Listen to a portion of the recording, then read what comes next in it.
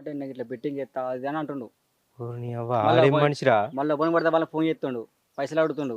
మొత్తం అంతా ఓయమ్మ! అంగడంగడి అన్న ఆడేం మనిషా? బెట్టింగ్‌లు గాడిద? ఆడొద్దన్న. బెట్టింగ్‌లు ఆడి ఇయ్యాల మా దోస్తులు అయిపోయింది బెట్టింగ్ ఆడి ఆడ మొత్తం లాస్ అయిపోయి. అరే!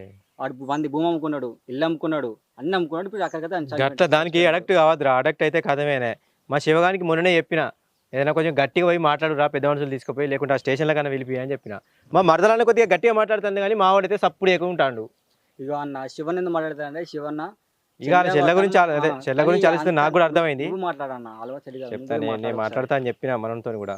పోతా ఒకసారి ఇప్పుడు వాని దగ్గరికి పోయి గిట్ల అయితే మళ్ళా పుస్కన పానం మీదకి అత్తే ఆ పానం పోరు కడుపుతోనున్నాయి కాదురా. అదే ఏమైనా అంటున్నా అన్న. చేసుకుంటే ఆడు తాగి మరి తాగి తిరిగిపోతాయి. ఏమైనా చేసుకుంటే దాని పరిస్థితి ఏం కావాలి? అవు నేను చెప్తా తీ సరే శివానికి. మాట్లాడన్న మరి. సరేరా. సరే. ఓకే. నీ వీడు బెట్టింగ్లు అనుకుంటా బెట్టింగ్లకు అలవాటు పడ్డాడుగా.